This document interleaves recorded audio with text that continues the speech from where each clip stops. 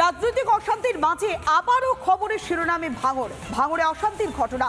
তৃণমূল কংগ্রেসের পঞ্চায়েত সদস্যের ভাইকে মারধরের অভিযোগ।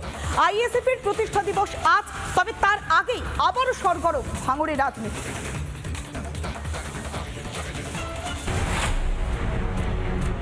বুধবার আইএসএফ এর প্রতিষ্ঠা দিবস, তার আগেই ফের বোমার শব্দে কাঁপল ভাঙড়।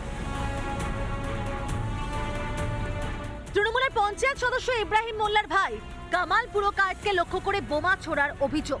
বিকট শব্দে কেঁপে ওঠে এলাকা। কামাল পুরকায়েতের হাতে চোট লেগেছে। প্রথমে একখানা বোম চার্জ করে, আমি পড়ে যাই। ফের ছুটে পালাবার সময় ফের একটা বোম চার্জ করে। ফোনতে ছুটা পালাবার পরে আমার ওই খালাতো ভাই আশাবুদ্দিন দোকান আছে, ওই দোকানে গিয়ে আমি ওখানে অজ্ঞান হয়ে যাই। এখানকার আইএসএফরা আছে, তারা মোটামুটি এর উপরে একটা আক্রমণ করার চেষ্টা করে বারবার। বোমাবাজির সঙ্গে আইএসএফ জড়িত নয়, উল্টে তাদের প্রতিষ্ঠা দিবস পণ্ড করতে উঠে পড়ে লেগেছে শাসক দল।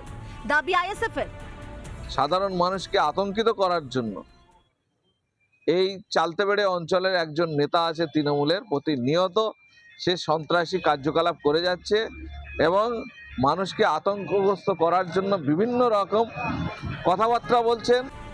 বাংলার রাজনীতিতে বারবার শিরোনামে উঠে এসেছে ভাঙড়।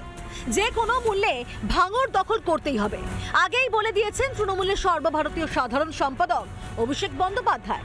এবার ভাঙড় তৃণমূল কংগ্রেসকে জিততে হবে, 31 দক্ষিণ 24 পরগনা করতে হবে। আইএসএফ নতুন শক্তি হিসেবে উঠে আসায় ভাঙড় নিয়ে কি এবার ঘুম উড়েছে শাসকের? আলমগীর শেখের রিপোর্ট, রিপাবলিক বাংলা। নানা ধরনের কন্টেন্ট দেখার জন্য লাইক করুন, শেয়ার করুন আমাদের ফেসবুক পেজ, সাবস্ক্রাইব করুন আমাদের ইউটিউব চ্যানেল।